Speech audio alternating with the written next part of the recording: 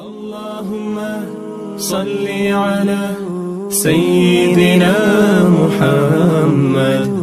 السلام علیکم ورحمۃ اللہ وبرکاتہ.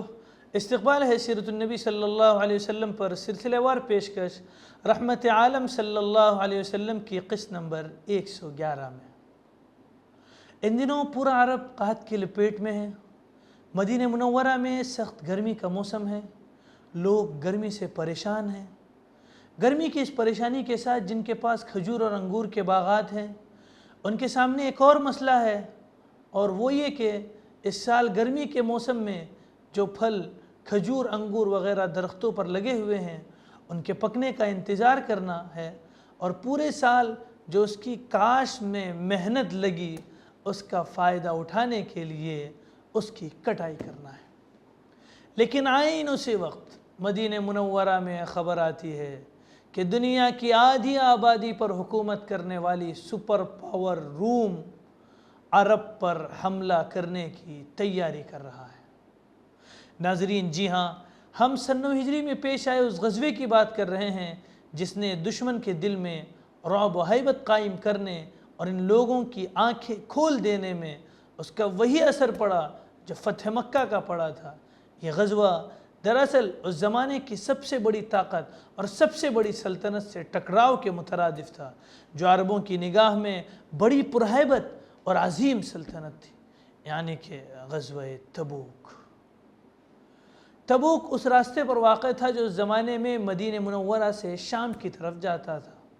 اس غزوے کا سبب یہ بنا، جیسا کہ ہم سب اوپر سن چکے ہیں، کہ شام سے تیل لے کر آنے والے تاجروں نے حضور صلی اللہ علیہ وسلم کو اطلاع دی کہ رومیوں کے بادشاہ ہرقل نے 40,000 سپاہیوں کا ایک لشکر جرار تیار کیا ہے اور روم کے ایک عظیم کمانڈر کو اس کی کمان سونپی ہے.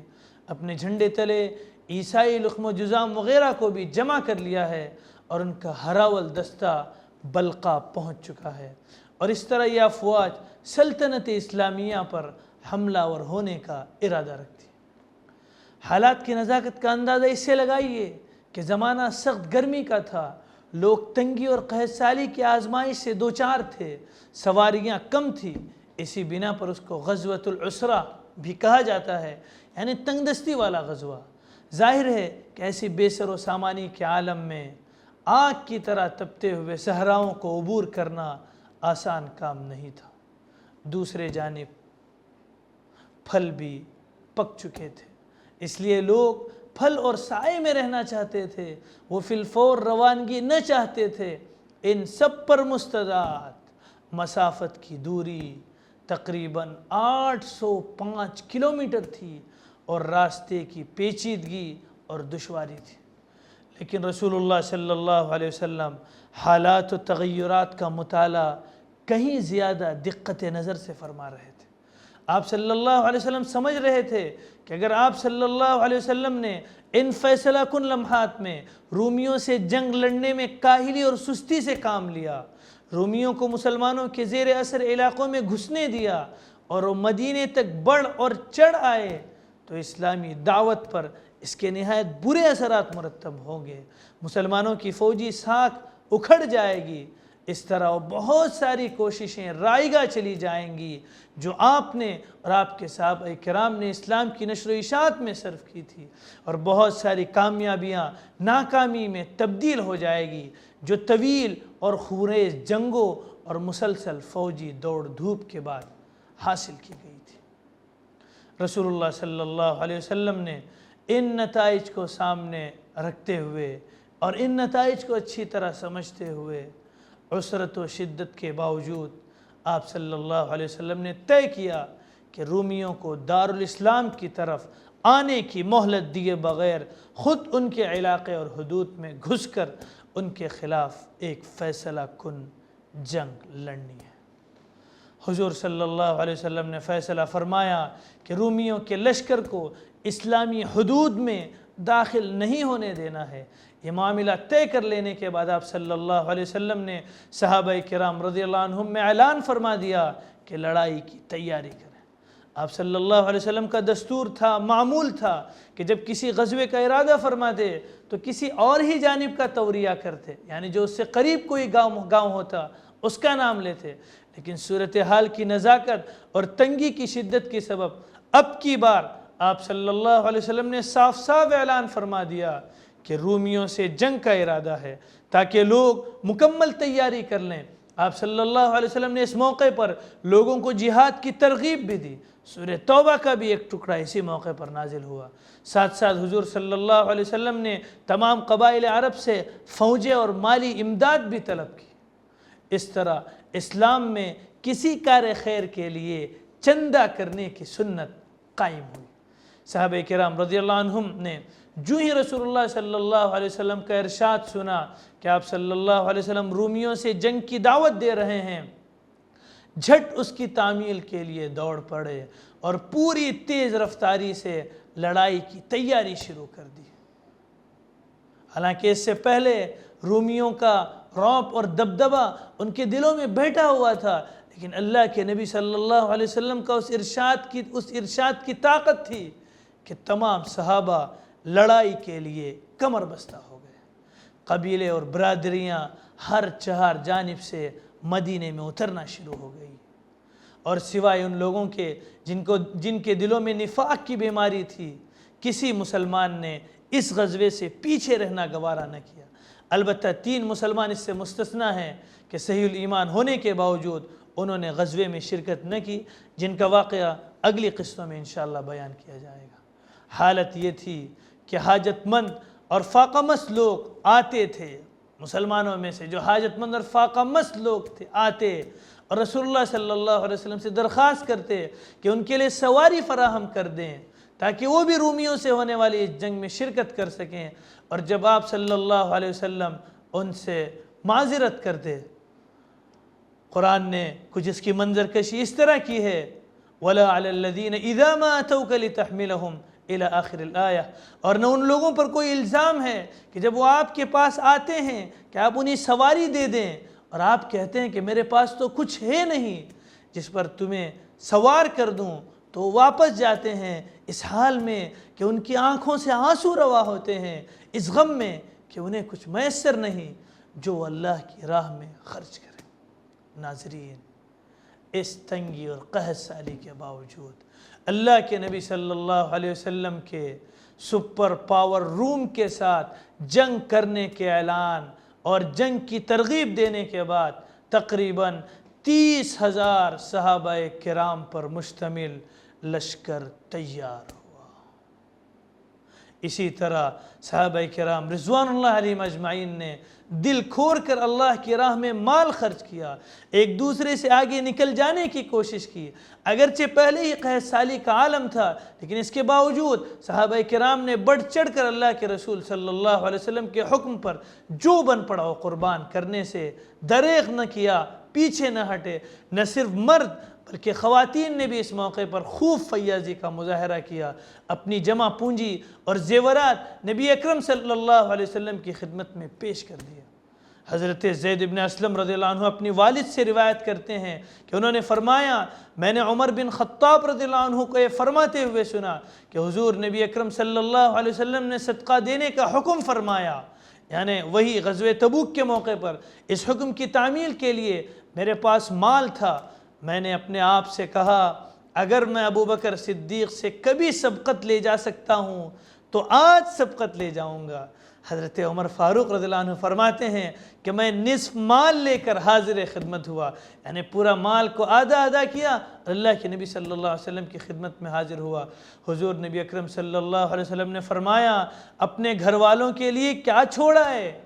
حضرت عمر کہتے ہیں میں نے عرض کیا اتنا ہی مال ان کے لیے چھوڑ آیا ہوں جتنا کہ یہاں لے آیا ہوں۔ اتنے میں حضرت ابوبکر صدیق رضی اللہ عنہ جو کچھ بھی ان کے پاس تھا وہ سب کچھ لے کر بارگاہ رسالت میں حاضر ہوئے۔ آپ صلی اللہ علیہ وسلم نے پوچھا اے ابوبکر اپنے گھر والوں کے لیے کیا چھوڑ آئے ہو؟ انہوں نے عرض کیا میں ان کے لیے اللہ تعالیٰ اور اس کا رسول چھوڑ آیا ہوں، یعنی صرف اللہ اور اس کے رسول کا نام چھوڑ آیا۔ حضرت عمر رضی اللہ عنہ فرماتے ہیں میں نے کہا میں ان سے کسی شے میں آگے نہ بڑھ سکوں گا. یعنی حضرت ابوبکر رضی اللہ عنہ کے مقام کے سلسلے میں یہ حضرت عمر رضی اللہ عنہ کا اقرار ہے. ہاں خلیفہ اول سیدنا ابوبکر صدیق رضی اللہ عنہ نے گھر کا تمام سامان اور مال و اسباب، اور خلیفہ دوم سیدنا حضرت عمر فاروق رضی اللہ عنہ نے نصف مال لا کر حضور صلی اللہ علیہ وسلم کے قدموں پر نچھاور کر دیا. وہاں غنائیت کے پیکر خلیفہ سوم سیدنا حضرت عثمان غنی رضی اللہ عنہ کیسے پیچھے رہ سکتے تھے؟ آپ رضی اللہ عنہ نے عرض کیا میں 100 اونٹ سامان سے لدے ہوئے دیتا ہوں. حضور صلی اللہ علیہ وسلم نے دوبارہ ترغیب دی تو حضرت عثمان رضی اللہ عنہ نے پھر اٹھے اور کہا میں 200 اونٹ مزید دیتا ہوں. آپ صلی اللہ علیہ وسلم نے پھر ترغیب دی. پھر حضرت عثمان رضی اللہ عنہ نے کہا میں 300 اونٹ مزید دیتا ہوں. حضور صلی اللہ علیہ وسلم نے اللہ کے راستے میں مال خرچ کرنے کے لیے دوبارہ ترغیب دی تو مجسمے جود و سخا سیدنا حضرت عثمان غنی رضی اللہ عنہ نے چوتھے بار کہا میں 200 اونٹ اور 1000 اشرفیاں مزید دیتا ہوں. یہ سن کر حضور نبی اکرم صلی اللہ علیہ وسلم ممبر مبارک سے نیچے تشریف لائے. حضرت عثمان غنی رضی اللہ عنہ کی اس بے مثال فیاضی اور سخاوت پر اس قدر خوش ہوئے کہ حضور صلی اللہ علیہ وسلم اشرفیوں کو اپنے دست مبارک سے الٹ پلٹ کرتے تھے اور فرماتے تھے ما ضر عثمان ما عمل بعد هذا اليوم، یعنی آج کے بعد عثمان کا کوئی کام اس کو نقصان نہیں پہنچائے گا. اے عثمان اللہ تعالیٰ نے تیرے تمام گناہ معاف کر دیے ہیں جو تجھ سے ہو چکے ہیں یا قیامت تک ہوں گے. سیرت نگاروں نے لکھا ہے کہ ان کے صدقے کی مقدار ان نقدی چیزوں کے علاوہ یعنی سونے اور چاندی کے علاوہ انہوں نے اس دن 900 اونٹ اور 100 گھوڑے اللہ کے راستے میں صدقہ کیا. ادھر حضرت عبد الرحمن بن عوف رضی اللہ عنہ 200 اوقیہ تقریباً 19.5 کلو چاندی لے کر آئے. حضرت طلحہ، سعد بن عبادہ اور محمد بن مسلمہ رضی اللہ عنہم بھی کافی مال لائے. حضرت عاصم بن عدی رضی اللہ عنہ 90 وسق یعنی 13,500 کلو 13.5 ٹن کھجور لے کر آئے. بقیہ صحابہ بھی پیدر پہ اپنے تھوڑے زیادہ صدقات لے آئے. یہاں تک کہ کسی نے 1 مد دیا یا 2 مد صدقہ کیا کہ اس سے زیادہ کی طاقت نہیں رکھتے تھے. عورتوں نے بھی ہار، بازو بند، پازیب، بالی اور انگوٹھی وغیرہ جو کچھ ہو سکا آپ صلی اللہ علیہ وسلم کی خدمت میں بھیجا. کسی نے بھی اپنا ہاتھ نہ روکا اور بخل سے کام نہ لیا. صرف منافقین تھے جو صدقات میں بڑھ چڑھ کر حصہ لینے والوں پر تانا زنی کرتے تھے کہ ریاکار ہیں، اور جن کے پاس اپنی مشقت کے سوا کچھ نہ تھا ان کا مذاق اڑاتے تھے کہ یہ 1-2 مد کھجور سے قیصر کی مملکت فتح کرنے اٹھے ہیں. یہ منافقین کے قول تھے جو غزوہ تبوک کے موقع پر ان منافقین کے منہ سے نکلے تھے.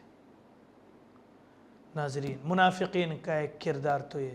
دوسرا کردار منافقین اور فاسق لوگوں کا یہ تھا یہ مومن ہونے کے بڑے بڑے دعوے کرتے تھے مگر اندر ہی اندر مسلمانوں کے خلاف سازشوں میں مصروف تھے. ان جھوٹے اور مکار لوگوں کے لیے اللہ کی راہ میں مال خرچ کرنا جیسے دنیا کا مشکل ترین کام تھا. لہٰذا جھوٹے بہانے بنا کر حضرت صلی اللہ علیہ وسلم سے جہاد میں شرکت سے بچنے کی اجازت طلب کرنے لگے. اللہ پاک نے ان منافقین کی حقیقت قرآن مجید میں واضح کر دی اور فرمایا، نبی کریم صلی اللہ علیہ وسلم کو مخاطب کر کے فرمایا کہ آپ سے اجازت تو وہی لوگ مانگتے ہیں جو اللہ اور روز آخرت پر ایمان ہی نہیں رکھتے اور ان کے دل شک میں پڑے ہوئے ہیں. سو اپنے شک میں پڑے ہوئے حیران ہیں، اور اگر ان لوگوں نے چلنے کا ارادہ کیا ہوتا تو اس کا کچھ سامان تو کرتے، لیکن اللہ نے ان کے جانے کو پسند ہی نہ کیا، اس لیے انہیں جمع رہنے دیا گیا کہ بیٹھنے والوں کے ساتھ بیٹھے رہو. نہ صرف یہ کہ انہوں نے خود حیل و حجت سے کام لیا بلکہ مسلمانوں کی صفوں میں بھی طرح طرح کی باتیں کرنا شروع کر دی جس سے کمزور ایمان والے اور ایسے افراد جو نئے نئے دائرے اسلام میں داخل ہوئے تھے اور ابھی ان کی باطنی تربیت نہیں ہوئی تھی ان منافقین کی باتوں میں آ کر سستی کرنے لگے. اللہ پاک نے قرآن مجید میں ان کو تنبیہ کرتے ہوئے فرمایا، یا ایھا الذین آمنوا ما لکم اذا قیل لکم انفروا فی سبیل اللہ ثاقلتم الی الارض ارضیتم بالحیات الدنیا من الآخرہ فما متاع الحیات الدنیا فی الآخرۃ الا قلیل۔ اے ایمان والو، تمہیں کیا ہوا ہے کہ جب تم سے کہا جاتا ہے کہ خدا کی راہ میں جہاد کے لیے نکلو تو تم کاہلی کے سبب زمین پر گر جاتے ہو، یعنی گھروں سے نکلنا نہیں چاہتے؟ کیا تم آخرت کی نعمتوں کو چھوڑ کر دنیا کی زندگی پر خوش ہو بیٹھے ہو؟ دنیا کی زندگی کے فائدے تو آخرت کے مقابلے میں بہت کم ہیں۔ یہ نفس ہی کی ایک چال تھی جو دلوں میں وسوسے پیدا کرنے لگا کہ اگر اپنا مال اللہ کی راہ میں خرچ کر دو گے تو تمہیں بھوک آ جکڑے گی، اتنی گرمی میں جنگ کے لیے نکلو گے تو ہلاک ہو جاؤ گے، اور تمہارے پھلوں سے لدے باغات تباہ و برباد ہو جائیں گے۔ ناظرین، اس واقعے کے ضمن میں رحمت عالم صلی اللہ علیہ وسلم کی آج کے اس قسط کا یہی پیغام ہے کہ نفس ہر وقت گھات لگائے بیٹھا رہتا ہے کہ کوئی موقع ملے اور انسان کو صراط مستقیم سے ہٹا دے۔ یاد رکھے کہ نفس ہی انسان کا سب سے بڑا دشمن ہے، جو کبھی ڈر کر اور کبھی خود پسندی اور غرور و تکبر میں مبتلا کر کے بڑی خوبصورتی سے اپنا شکار کرتا ہے۔ اس آیت کے نازل ہونے کے بعد بہت سے مومنین دوبارہ لشکر اسلام میں شامل ہونے لگے اور جوق در جوق اس میں بڑھ چڑھ کر حصہ لینے لگے۔ ناظرین، اب تک ہم نے سنا کہ دنیا کی سپر پاور روم سے لڑنے کے لیے اللہ کے نبی صلی اللہ علیہ وسلم نے مسلمانوں کو کس طرح تیار کیا، منافقین کا اس غزوے میں کیا رول رہا، اور اللہ کے نبی صلی اللہ علیہ وسلم کی ایک آواز پر تقریباً 30,000 افراد کیسے تیار ہوئے۔ یہ آج کی اس قسم میں ہم نے سنا۔ اگلی قسمیں سنیں گے کہ غزوہ تبوک کے لیے مسلمان مدینے سے کس طرح نکلے اور روم سے لڑائی اور ٹکراؤ ہوا یا نہیں۔ اس کو ہم انشاءاللہ آئندہ قسم میں جانیں گے۔ والسلام علیکم ورحمۃ اللہ وبرکاتہ۔ اللهم صل على سيدنا محمد وعلى آل سيدنا شفيعنا محمد